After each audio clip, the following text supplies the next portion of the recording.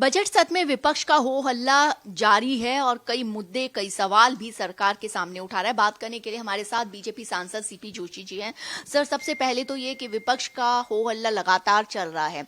अब विपक्ष लगातार जो इंडिया और अमेरिका की ट्रेड डील हुई है उस पर सवाल उठा रहा है, उस पर बार बार और स्पष्टता मांग रहा है। देखिए, मैं सोचता हूं कि जिन लोगों ने आज़ादी से लेकर प्रधानमंत्री की कुर्सी हासिल करने से लेकर WTO के समझौते तक इस देश को कब कब नुकसान पहुंचाने का काम किया, शायद उनको कल्पना नहीं है।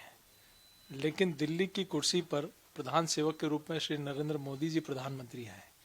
वो इस देश के कभी अहित नहीं होने देंगे। ये देश की जनता पूरे विश्वास के साथ जानती है। जानबूझकर देश की जनता को भ्रमित करना, गुमराह करना, 2014 के बाद से लगातार सत्ता खोने का एक ऐसा गम है कि वापस हम सत्ता में कैसे आए, तो ये देश की जनता पे तो इनको विश्वास उठ गया और इनका भी देश की जनता से विश्वास उठ गया। विदेशी ताकतों के हाथों ये खेल रहे हैं कि कैसे भारत में रहकर उन शक्तियों के हाथ में उनके एजेंडे को यहाँ लागू करें, उनके एजेंडे को यहाँ जनता के बीच में ले जाए।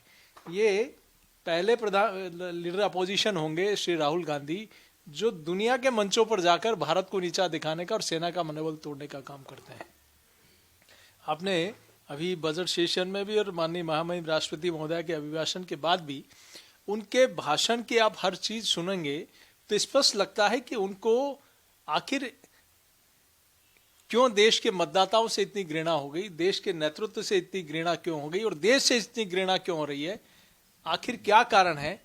मैं समझता हूं इन सारी चीजों को छोड़कर इनको मंथन करना चाहिए और ये अपनी कमियों को निकालकर देश के हित की बात करें, देश की जनता के हित की बात करें, उनके दर्द की बात करें, उनकी तकलीफ की बात करें और उनके सशक्तिकरण की बात करें, तो कहीं देश की जनता का विश्वास भविष्य में कभी ले पाओगे।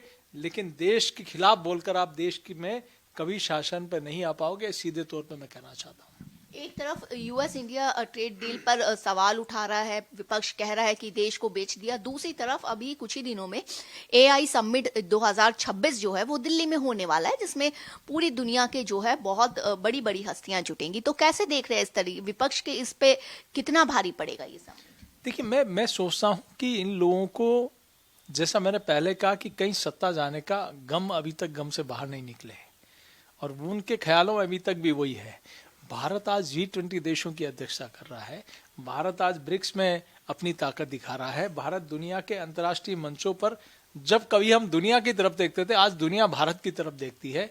आज कहाँ यूक्रेन और रशिया के युद्ध में भारत मध्यस्थता करे, इसमें कोई रास्ता निकाले, ये दुनिया इस तरफ देखती है। और अनेक ऐसे मौके पर जहाँ दुनिया में कहीं डिजास्टर की मैनेजमेंट की जरूरत होती है, कहीं तकलीफ होती है, तो भारत सबसे पहले पहुंचता है। ऐसे में भारत की ताकत दुनिया में बड़ी है। ये इन लोगों को पस नहीं रहा, इनको सहन नहीं हो रहा है कि भारत की, हमारी जो है अर्थव्यवस्था इतनी मजबूत कैसे हो गई, भारत की पांव से इतनी मजबूत कैसे हो गई। भारत आज मोबाइल प्रोडक्शन में, अनाज प्रोडक्शन में, दालों में, दूध प्रोडक्शन में, स्टील में, आज दुनिया के 1, 2, 3 देशों में कैसे आ गया। ये कहीं कहीं कसक है और ये खींच इनकी अपने भाषण में साफ दिखती है।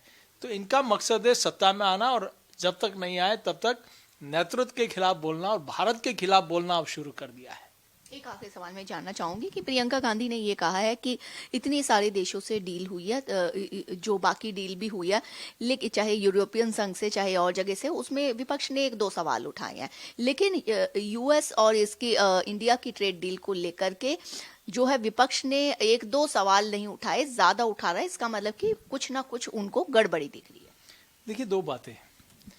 पहले तो आप दुनिया से कट गए, आपका किसी देश के साथ ट्रेड डील नहीं हो रही है, आपका व्यापार रुक जाएगा, आपका व्यापार खत्म हो जाएगा।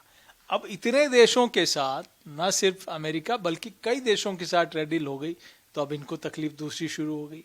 आखिर तकलीफ क्या है और दर्द क्या है, ये इनको बताना चाहिए।